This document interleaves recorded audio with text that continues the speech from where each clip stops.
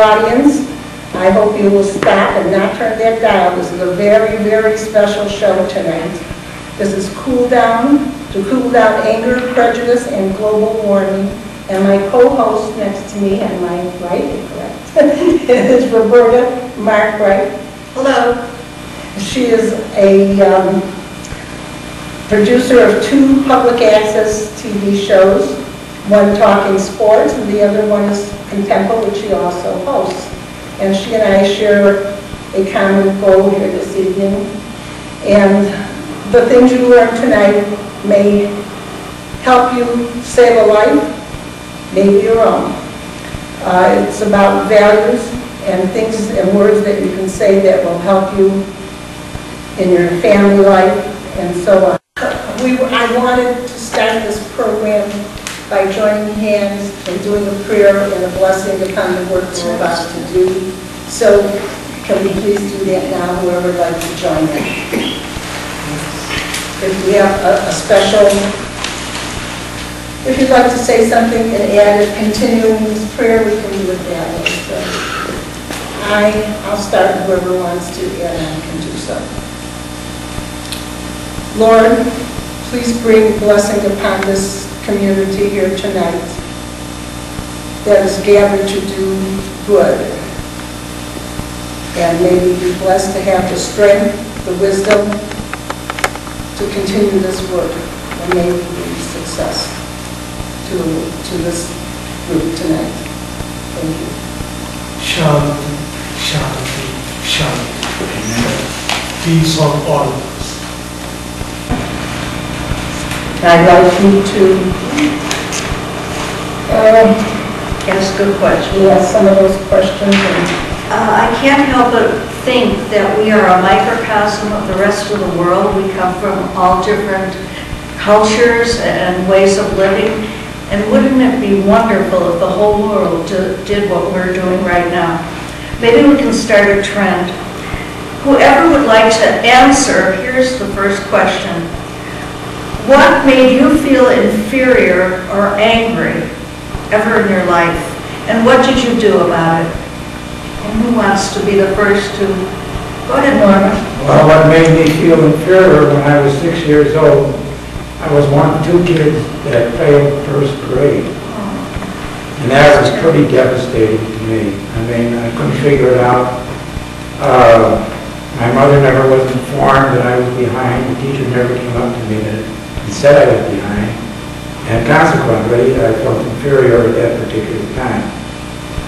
As the years went on, I became very motivated to overcome that. And I have overcome it. I don't have that inferiority feeling anymore. I have a strong feeling of self-confidence and worthfulness and so forth, and I overcompensated. Because of that, I've taken something that was a lemon and I've made lemonade with it. I'd like to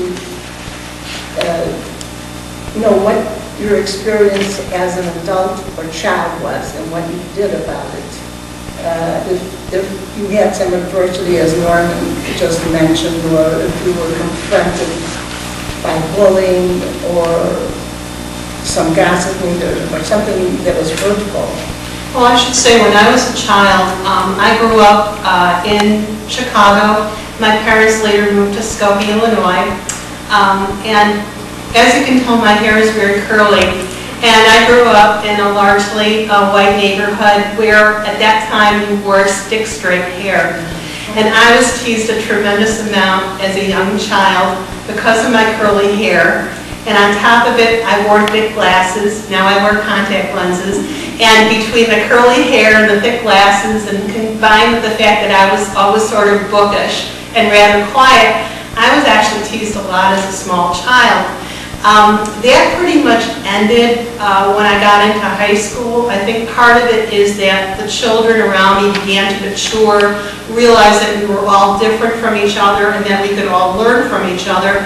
And I also think part of it is that what these other people said didn't matter to me as much anymore. I was becoming more my own person, and this was a very important thing to me. So I was growing and maturing, and hopefully they grew and mature, and they grew out of a lot of these issues. But I do understand that there are a lot of times in this world and in our culture where children do not grow out of these things, or you wouldn't have such issues like Columbine, and you wouldn't have all these horrible tragedies that are occurring right now in our educational system.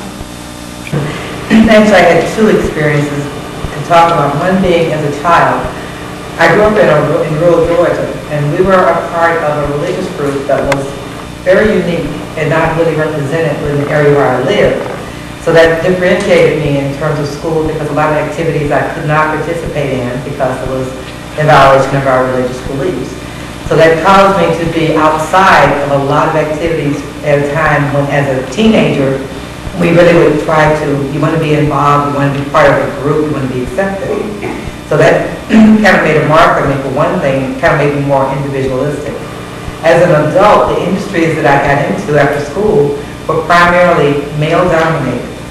So all of my coworkers were usually Caucasian males, and I would be the only female and also the only African American. So what I did in order to deal with that is that I worked very hard to learn my industry so that I could be one of the best. And that's pretty much been the way I've dealt with adversity, is that I meet it head on, and then I see what do I need to do in order to be able to compete with it, and I go for it. Thank you, Marjorie. That's great.